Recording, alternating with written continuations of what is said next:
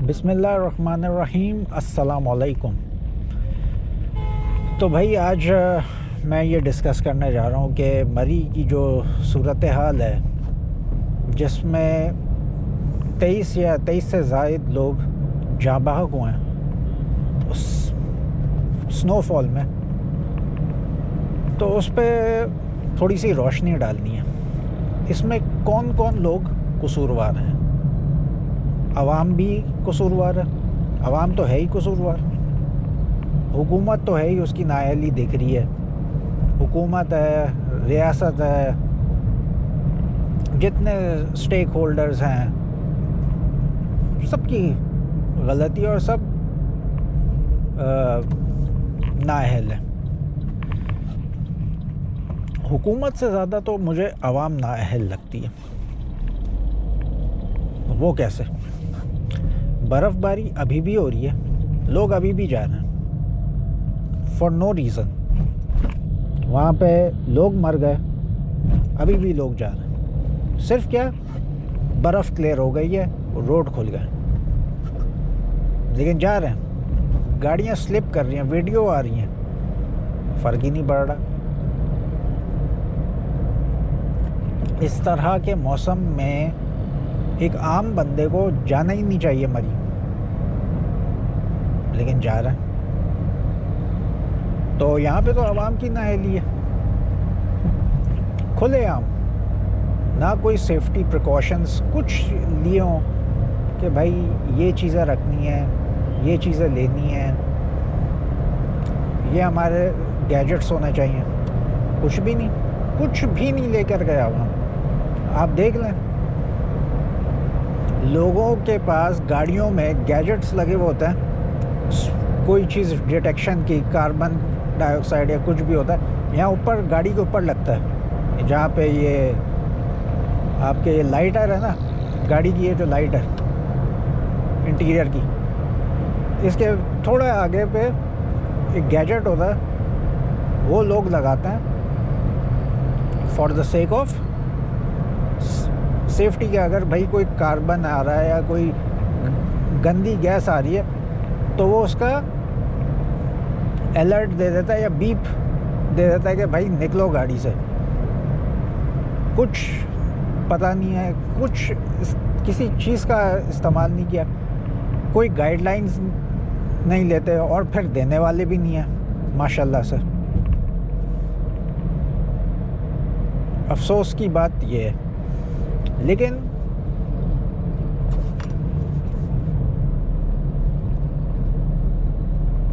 जो सबसे ज़्यादा अफसोस की बात है वो ये है कि लोग अभी भी जा रहे हैं। अब इससे बड़ी नाअहली और क्या हो सकती है? फिर आ जाते हैं, चलो ये तो हो गई आवाम की बात। अब आते हैं जो होटल वाले हैं, जो होटल वाले हैं ख़ास तौर पे। हाँ, इन लोगों ने रेट्स क्यों बढ़ाए? क्यों इन लोगों ने रेट्स बढ़ाए?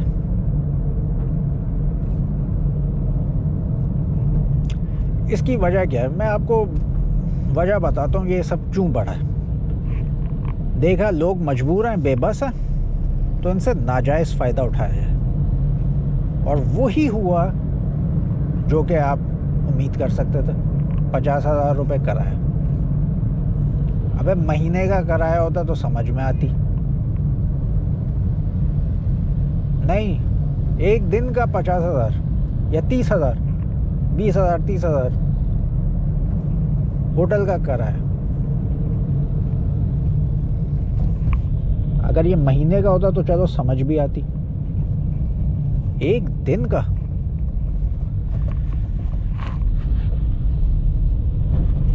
भाई यहाँ पे भाई सबसे बड़ा मसला ये है भाई, जहाँ देखा बंदा मजबूर है, पैसे हटो। मैं आपको इसकी मिसाल देता हूँ।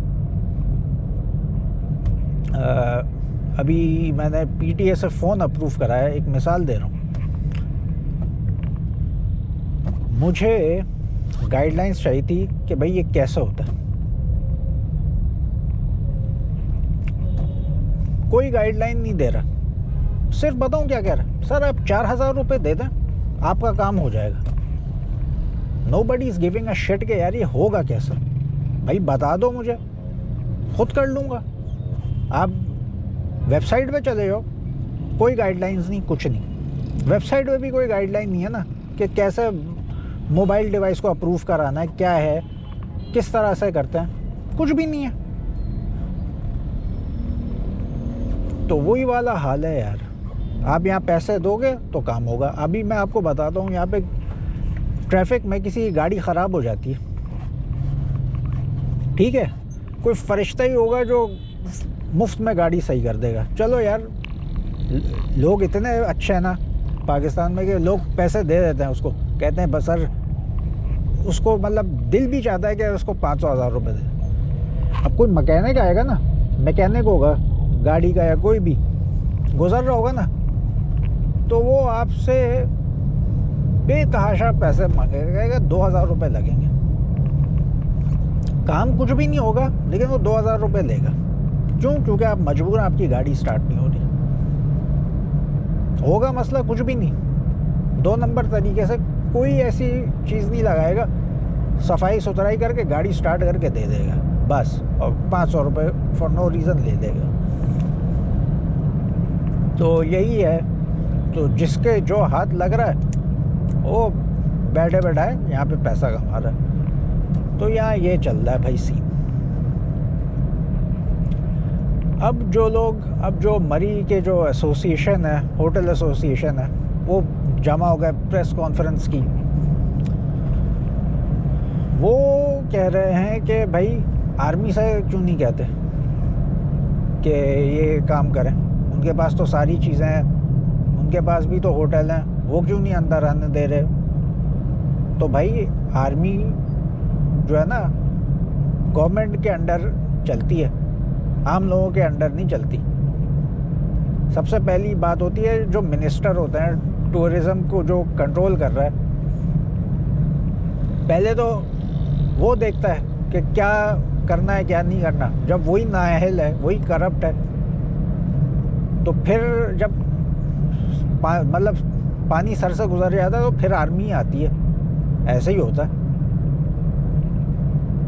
क्योंकि कभी ऐसा हुआ नहीं है कि पहले आर्मी आएगी और फिर सारे काम होंगे। मतलब अगर सारे काम आर्मी से ही आपने करवाने हैं तो ये सारे होटल और आर्मी के हवाले कर दो।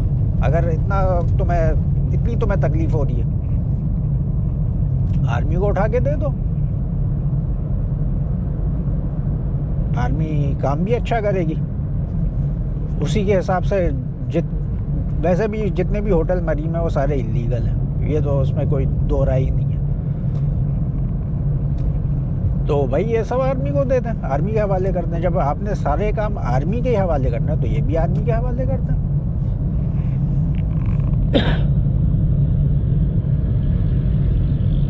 धमकियाँ दे रहे हैं कि हम धरना दे देंगे, बस धरना ही रह गया इस मुल्क में।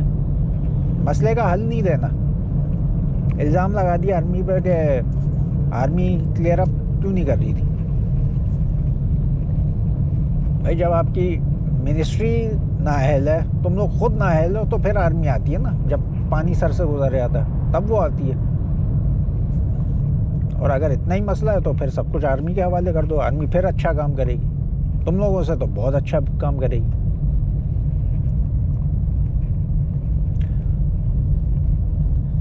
अब जो लोग बेचारे मर गए हैं, फेसबुक में मैं देख रहा हूँ, एक गाड़ी में पता नहीं फैमिली थी, मियाँ बीवी और छोटे छोटे बच्चे, वो सोते ही सोते मर गए। उनको पता भी नहीं चला कि क्या हुआ उनके साथ। एक होता है ना स्मेल आ रही है, और पता चल जाता है, गाड़ी का दरवाज़ा खोलते हैं निकल जाता है। ये बेसिकली हुआ ये कार्बन मोनोऑक्साइड गाड़ी के अंदर फैली है। बेसिकली जो पीछे जो गाड़ी के पीछे जो वो होता है ना एग्जॉस्ट पाइप, या उसको एग्जॉस्ट टिप जो कहते हैं, जहाँ से गाड़ी का धुआं निकलता है, उसके अंदर बर्फ़ जम गई। वो बर्फ़ जब उसके अंदर जम गई तो जो गाड़ी जहाँ से धुआं निकालती है वो वहाँ से निकला नहीं है, वो उसने इंटीरियर के अंदर ही फेंक दिया। वो प्रोड्यूस करता है कार्बन मोनोऑक्साइड। कार्बन मोनोऑक्साइड जब वो प्रोड्यूस करता है उसकी ना कोई स्मेल होता है, ना वो उसका कुछ पता चलता है, और वो आपको मार देती है। आप वो उससे हुआ क्या, ऑक्सीजन की कमी हुई। फिर बहुत से लोगों ने गाड़ी ऑन करके गाड़ी के हीटर ऑन कर दिया, उससे भी ऑक्सीजन की कमी हुई। उसमें भी बहुत से लोग जान की बाजी खो बैठे। तो भाई बराए मेहरबानी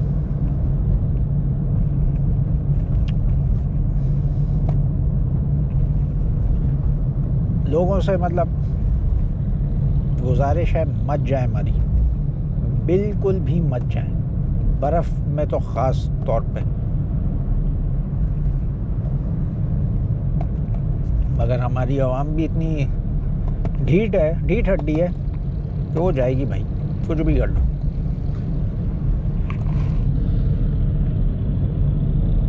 हम तो बस दुआ ही कर सकते हैं लोगों के लिए कि उनको हिदायत मिले, हिदायत दे अल्लाह ताला।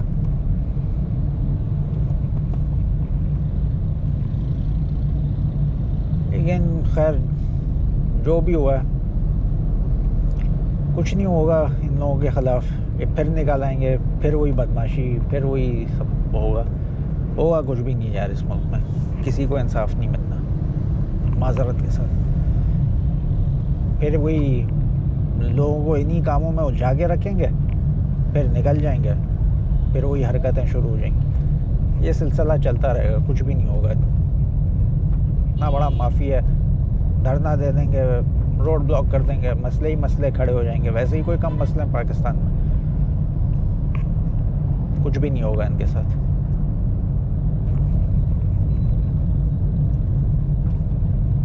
तो बस गुजारिश है कि भाई ज़रूरत भी नहीं है वहाँ यार जाने की। अभी तो यार बिल्कुल भी कोई ज़रूरत नहीं है, नहीं जाएं। मेरी दोस्ताना एडवाइस है, मत जाएं। ठीक है, वहाँ आप खुद ही तकलीफ़ उठाएंगे और कुछ भी नहीं। ऐसी जगह पे जाने से गुरेज करें, क्योंकि देखें गवर्नमेंट आपको कोई सेफ्टी कुछ नहीं देगी। उसने बस ये देखना है कि टूरिज़्म से रेवेन्यू कितना जनरेट हुआ। आपने फवाद चौधरी की स्टेटमेंट देख ली ट्विटर पे, ट्वीट है, आप देख लें कि 1 लाख लोग मरी में आए हैं। 1 लाख लोग अगर मरी में आ गए तो फैसिलिटीज़ क्या हैं? आपने ठीक है रेवेन्यू जनरेट कर लिया टोल टैक्स पे, फिर होटलों पे जो लोग अदा कर रहे हैं, आप तो वहाँ से कमा रहे हैं। आवाम को क्या फैसिलिटी दी है? कुछ भी नहीं।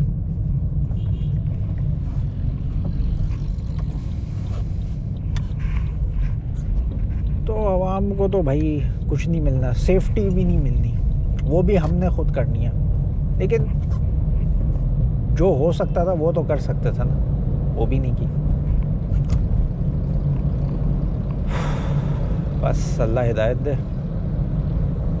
बाकी आपसे मुलाकात होगी फिर नेक्स्ट वीडियो में। तब तक के लिए इजाज़त दीजिए मुझे। अल्लाह हाफ़िज़। और लास्ट में अगर आपने हमारे चैनल को सब्सक्राइब नहीं किया तो चैनल को भी सब्सक्राइब कर लें, बेल आइकन को प्रेस कर लें, ताकि हर तमाम आने वाली लेटेस्ट वीडियोस और अपडेट्स आपको हमारे चैनल से बर वक्त मिलती रहा करें। Until the next time, take care. Allah Hafiz.